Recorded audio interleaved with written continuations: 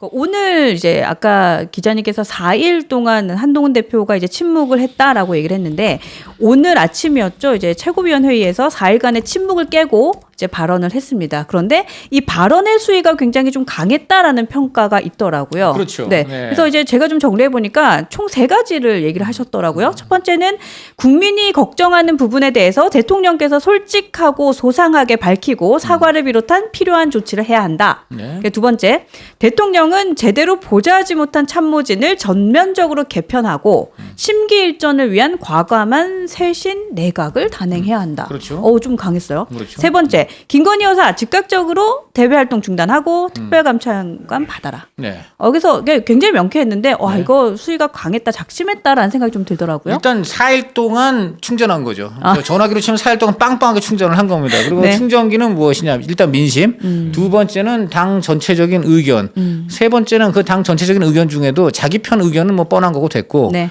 상대방, 특히 친윤, 네. 친윤 중진, 권영세 의원을 비롯해서 권영세 의원은 사실 그 개파색이 강한 분은 아닙니다. 근데 어쨌든 제가 보니까 최소한 3선 이상 의원들 다 전화한 것 같아요. 그러니까 중진들하고의 좀 접촉을 하고 네. 거기에 힘을 얻고 이제 좀 강하게 발언을 한 것 같다. 그렇죠. 이제 네. 그런 흐름을 봤다는 거고 또 하나는 그 다음에 이제 캘린더를 보니까 다음 주 이제 오늘이 4일인데 네. 딱 열흘 뒤에 뭐가 시작하냐면 그야말로 이제 그 이재명 부부의 선고가 쭉쭉쭉 이어진단 말이에요. 선고의 달. 슈퍼 네. 위크입니다. 슈퍼 위크가 개시되는데 슈퍼 위크가 개시되기 전에 여당 입장에서도 뭔가 가시적인 개혁 조치를 내놔야 된다. 그래야 슈퍼 위크에 기대되는 낙수 효과. 그것이 이제 국민의힘의 입으로 떨어지지 안 그러면 그 낙수 효과는 국민의힘 입으로 떨어지지 않고 그냥 공중에서 증발한다. 쉽게 말하면 이재명 대표나 민주당에 대한 부정적인 의견은 높아지겠지만 네. 그것이 결코 국민의힘으로 오지 않는다. 그러니까 누가 그렇게 얘기를 하더라고요. 이재명이 어떻고 김혜경이 어떻고 막 얘기하다. 그래서 네. 김건희는 그렇죠. 그렇게 나온다는 거예요. 당연하죠. 그러니까 네. 사실은 여기를 지금 그 슈퍼위크 전에 그렇죠. 어느 정도 정리를 하고 이제 가야 된다라는 얘기신 것 같아요.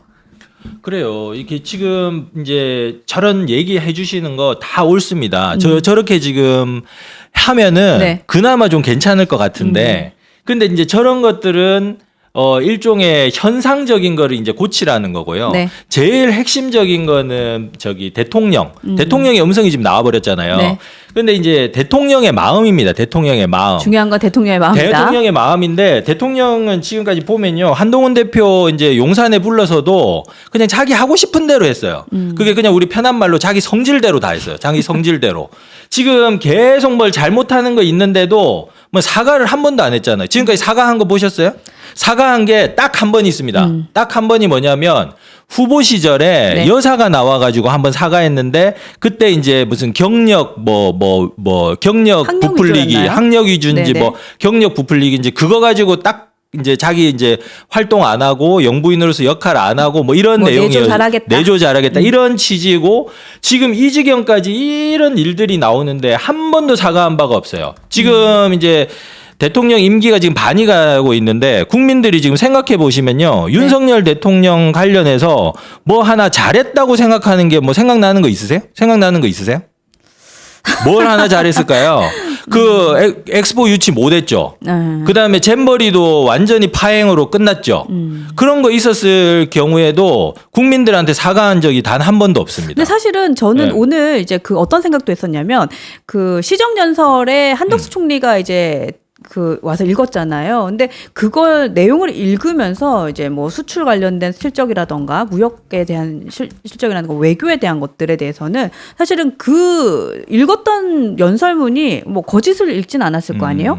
그러면 생각보다 국정이 뭐 잘 됐구나. 그러니까 뭐 물가라던가 소상공인들의 이슈는 있지만 대외적으로는 활동을 참 잘한 부분이 많구나라는 생각을 했어요. 그런데 이러한 뭐 정치적인 사안들 때문에 다 덮여있다라는 생각도 좀 든 것 같아요. 뭐 원전에 대한 이슈도 좀 있었고요. 그러니까 이제 제가 봤을 때 윤석열 대통령님은 초보 대통령이잖아요. 누구나 대통령이 되면 초보 대통령일 수밖에 없죠. 그렇죠. 근데 윤석열 대통령은 특히 그냥 갑작스럽게 굉장히 운 좋게 대통령이라는 지위를 가지게 됐잖아요. 그러니까 정치적으로는 신인이신 게 맞죠. 완전 신인이죠. 그렇게 되면은 사실은 천하의 인재들을 다 불러 모아서 뭐 경제면 경제, 교육이면 교육, 제일 잘하는 사람들을 불러 모아서 내각을 짜면요.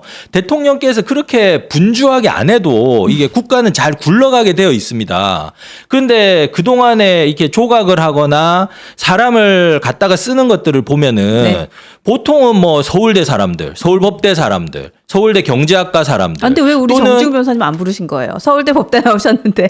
아니, 저는 일단 불러도 안 가고요. 그 다음에 또 보면은 검찰에 있는 사람들, 이런 사람들만 지금 다 불러다가 지금 썼잖아요. 그 결과가 지금 이렇게 나오는 겁니다.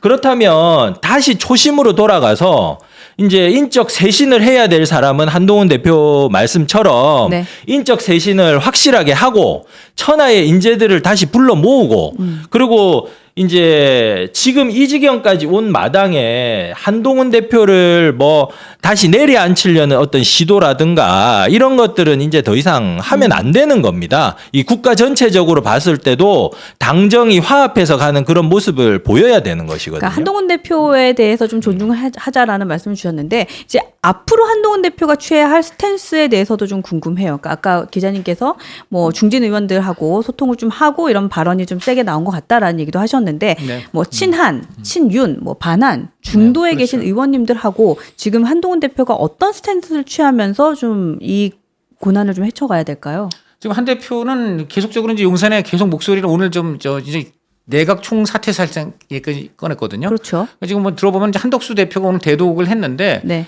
오늘 이 대독한 것을 끝으로 본인이 이제 오후에는 사표를 내고 그렇게 바로 그냥 좀 전격적으로 좀 다 우리 장관들하고 전부 물러나겠다. 한번 좀 이래줬으면 하는 지금 좀 그런 좀 흐름이 있어요.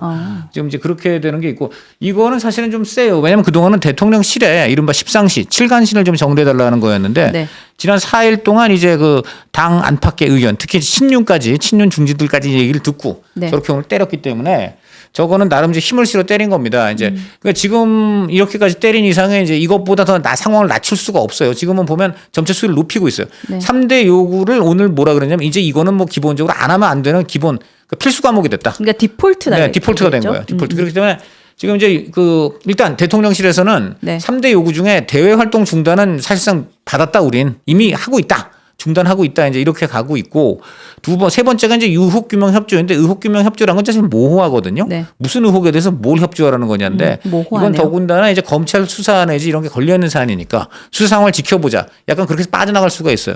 그런데 이제 또 하나 핵심이 결국 대통령실 라인 정리 이제 이런 문제가 있는 거예요. 인적 쇄신. 예.